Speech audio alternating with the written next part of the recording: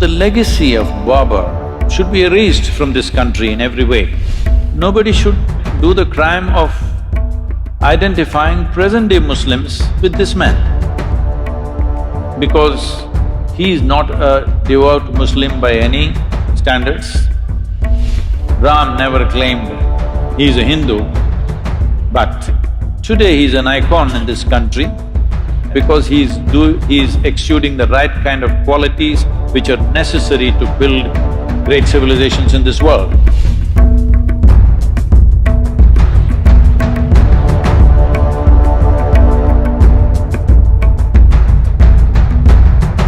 To give you some sense of what we are…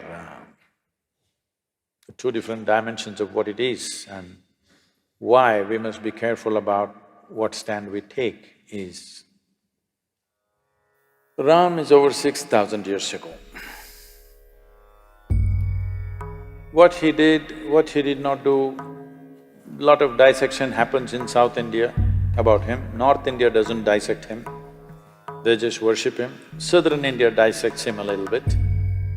But an icon of 6,000 years old who has inspired people towards righteousness, towards truthfulness, towards being compassionate to each other for generations, thousands of generations. You should not disturb that icon. Doesn't matter historically what is right, what is wrong, because nobody really knows for sure. It's only this general story everybody knows, where he went, what happened, what are the events of his life. What he did, why he did, you cannot dissect that, you're not his psychiatrist. Somebody, I was in some Youth and Truth event, they're saying he was insecure. I said, you're not his psychiatrist or something. 6,000 years ago, whether man was secure or insecure, how do you know? This is rubbish. But he's an icon who has inspired millions and millions of people across generations. You should not disturb that because humanity needs those icons. You can take up Ram, you can take up Krishna, you can take up Jesus, you can take up Buddha and find faults with them and today tinker with them. See, he did this was not okay, that was not okay, he was racist, he was this, he was that. This is rubbish. This is all relevant to people who are here now. 6,000 years ago, you want to judge him now? No, he is serving humanity as an icon. That icon should not be disturbed. What is he an icon for?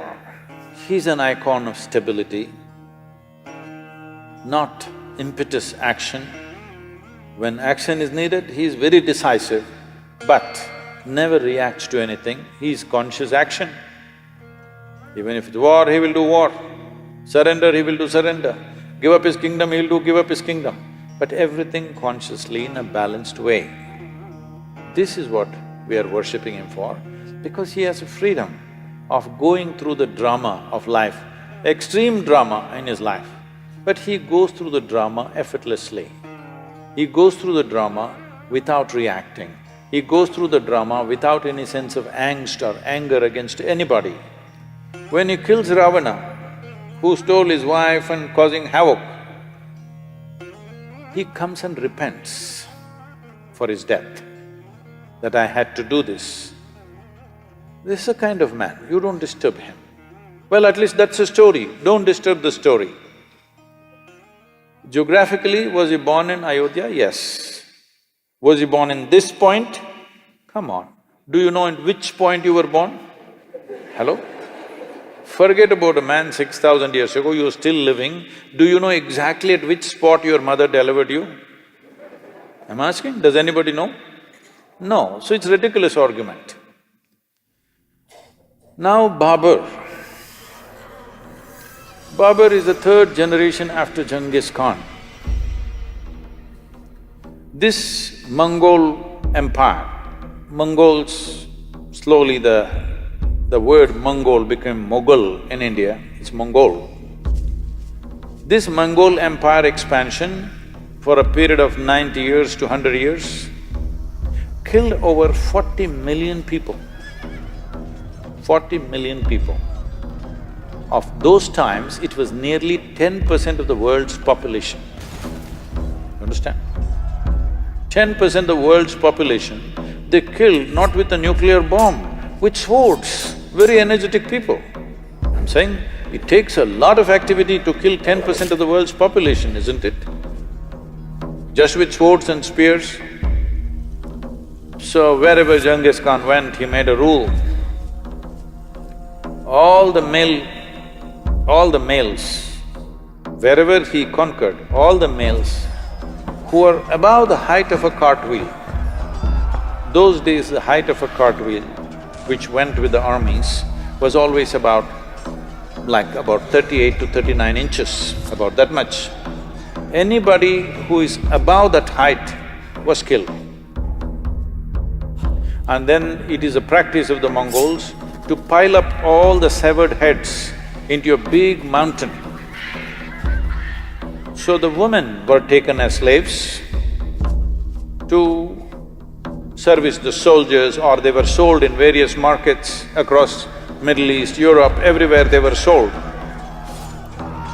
So they spread like this. After Genghis Khan came Taimur Lung. Taimur Lung bore Babur. Taimur Lung came right up till Delhi, his empire. Then Babur came. Taimur Lung is supposed to have killed 17 million people. In the cruelest possible way. What happened to the men is compassion. What happened to the women is another matter. I don't want to go into the descriptions. It is most terrible things happened to them. When Babur came, this is also the time of Guru Nanak. Guru Nanak, a very totally peaceful, non-reactive kind of human being, a realized being, said, "A messenger of death has come." And in Guru Nanak's own words, it is said, I'm paraphrasing, he said, he killed thousands of men wherever he went. In any town he went, kill all the men, burn the town down, capture the women and children. Women were brutally raped always in public, because it is not just a rape, it is a lesson for everybody. And in thousands, Babur sold the Hindu women in the markets of Kandahar and Kabul in thousands. Fortunately, he lived only for 4 years in India. He died. So the legacy of Babur should be erased from this country in every way. Above all, nobody should ever identify the present generation of Muslims with Babur, because the atrocities that he did not commit atrocity, he is an atrocity. Genghis Khan was not killing for religion, it's just power and conquest. Taimur Lung also largely conquest, slightly a religious tinge came, but Babur used the religious connotation very strongly, and it gave him more power to kill because he thought he was doing jihad. Many times he ransacked Muslim towns also, Muslim populations also he killed. So he used religion very conveniently, according to his convenience. So him building mosques is not out of piety, not out of devotion, not for prayer. It is also an establishment of power. Whether it's a Hindu temple or a Jain temple, everything he broke. One prominent Jain temple he destroyed because in the cave what they had carved, the figures were naked, so he made sure the entire thing is destroyed. So this man and his legacy should be forgotten. Nobody should identify themselves with that, because that is not going to lead to a good future. And nobody should do the crime of identifying present-day Muslims with this man, because He is not a devout Muslim by any standards. He is not a devotee of any kind. He is a tyrant of the worst kind who very powerfully used the name of religion to impact wherever he went. It gave him a new level of authority which Genghis Khan did not have, because they did not use religion for conquest. So, these atrocities have happened. We should not forget these things. We must remember, but we should not be bitter about these things. We must remember to ensure such things don't happen once again anywhere in the world. But if we create bitterness out of history, then knowingly or unknowingly, we are prone to commit similar atrocities once again. We think a reaction is good. No, a reaction is not any better than dastardly action. It's the same thing. So, Babur's legacy must go.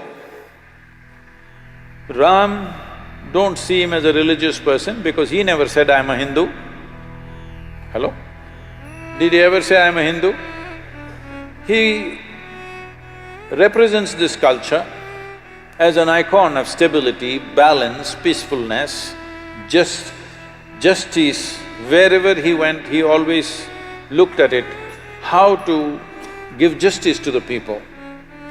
In giving justice to the people that he administered, he put himself through extreme levels of suffering and hardship for himself.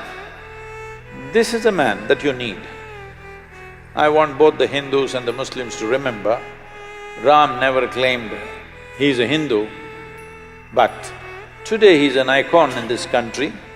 Everybody should look up to such an icon because he's exuding the right kind of qualities, not because he's a Hindu, not because he's this or that, because he's exuding the right kind of qualities which are necessary to build great civilizations in this world.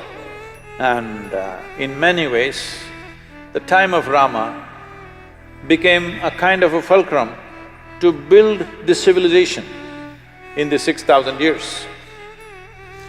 This is why even during the freedom struggle, Mahatma Gandhi went on referring to Ramarajya, the best administered and a just, absolutely just state means Ramarajya. Even today, when we say Ramarajya, we mean to say a very just and fair state, not an exploitative state, not a tyrannical state. And that's what we want to make out of India, that it's a just and fair state to everybody who lives here, not a tyrannical state. So for that you need Ram.